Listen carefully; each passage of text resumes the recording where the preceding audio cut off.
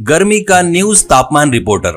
हरिनाथ चोपड़ा गांव के एक डॉक्टर के क्लिनिक में कंपाउंडर का काम करता था। उस डॉक्टर का हाथ शुभ है करके पेशेंट उसके पास थोड़ा ज्यादा आते थे। इससे डॉक्टर सभी लोगों को एक बार नहीं देख सकता करके हरिनाथ को छोटे जख्म के लिए एंटीबायोटिक लोशन लगाकर पट्टी बांधना, थर्मामीटर मुंह में रखकर बुखार कितना डिग्री है देखकर बताना, पेशेंट को गोलियां वगैरह उनके बारे में बताना, ऐसा करता था। कभी कभी हरिनाथ 4 पेशेंट को देखते वक्त सबके मुंह में थर्मामीटर रखकर और एक पेशेंट को जबरदस्ती दवाई पिलाते वक्त हरिनाथ हो गिटक लो करके जोर से चिल्लाता है तो मुंह में थर्मामीटर रखे पेशेंट भी निगल लेते थे। उसके बाद डॉक्टर को पता चले तो डॉक्टर क्या करना अब करके उन थर्मामीटर को बाहर खींच नहीं पाने के कारण बहुत परेशान होते थे। इससे एक दिन डॉक्टर, मैं अब थर्मामीटर नहीं खरीदूंगा, एक ही रखता, वो भी मेरे पास, वो तुझे कभी नहीं दूंगा। पेशेंट अगर आए तो उनके शरीर का टेम्परेचर 1% भी गलत नहीं होना चाहिए। तू कैसे देख के बताता वो मुझे पता नहीं, तू ही मुझे बताएगा करके वार्निंग देता है। उसकी नौकरी जाने के डर से और कुछ नहीं कर पाने के कारण हाथ को पेशेंट के माथे पर रखकर बगल में रखकर टेम्परेचर बताना शुरू करता है। तब बड़े आश्चर्य की बात होती है, हरिनाथ बताए सो रीडिंग थर्मामीटर से मेल खाता था।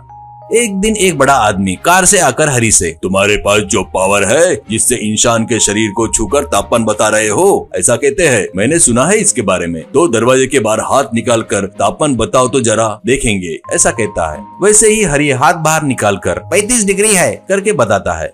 वो जेब से एक छोटा मीटर निकालकर देखता है और आश्चर्य से, तू सुपर है, परफेक्ट है, तू यहाँ नहीं होना चाहिए, तेरी जगह तो हमारे वातावरण विभाग में रहने वाला है, तू सुपर हीरो है रे। अब तेरी कंपाउंडर की नौकरी क्यों, चल, मैं मेट्रोलॉजी डिपार्टमेंट में हेड की नौकरी करके रिटायर्ड हुआ हूँ। मैं पिछले 1 साल से मेरे खुद का प्राइवेट FM लगाकर खास करके किसानों के लिए वातावरण की चेतावनी बता रहा हूँ। इधर के सभी गाँवों में मेरा FM रेडियो फेमस है, मैं तुझे 20,000 पगार दूंगा, चल कहने से हरि खुशी खुशी उसके साथ चला जाता है।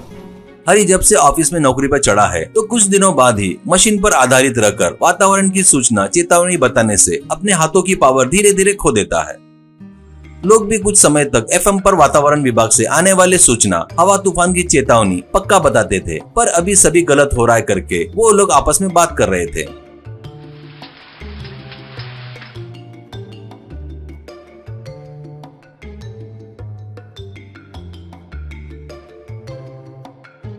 ऐसे ही एक दिन हरि को भी उस नौकरी को ज्वाइन किया तब से उसकी पावर खत्म हो गई करके लग रहा था। एक दिन सुबह ही हरि ऑफिस जाने से पहले उसके कपड़े धोने वाला रंगा आकर, बाबूजी मैं अपने काम पर जा रहा हूँ, कपड़े दे दो बाबूजी, ऐसे चिल्लाता है। तब बैचलर था सो हरि, अभी टाइम नहीं है रे, शाम को आना, दूंगा, ऐसा कहता है। तो रंगा, बाबूजी दे दो बाबूजी, शाम को जोर से बारिश होगी, वो भी 4 दिन तक रहेगी बारिश, मैं अभी सबके कपड़े ले जाकर धोकर लाकर, बीच में धूप निकली तो सुखाकर प्रेस करके लाकर दूंगा, ऐसा कहता है। हरि हंसकर, धूप निकली है इतनी तेज से, शाम को बारिश होगी बोल रहा है, किसने बताया रे तेरे को, ऐसा कहता है। तो रंगा, मेरे गधे ने बताया बाबूजी। हरि, क्या रे तेरे गधे को बोलना आता क्या? रंगा, कुछ घंटे बाद जमकर बारिश होती है तब वो अपने कान खड़े करके जोर से अपने पैर जमीन पर पटकते हुए जोर से चिल्लाती है, ऐसे मेरा गधा ही नहीं कोई भी गधा वैसा ही करता है। हरि, बस रहने दे, तेरा गधा है इसलिए ऐसा बोल रहा है, कहकर ऑफिस चला गया। लेकिन आश्चर्य की बात होती है, शाम को काले बादल छाकर 4 दिनों तक जमकर बारिश होती है। तो हरि तुरंत रंगा के पास जाकर,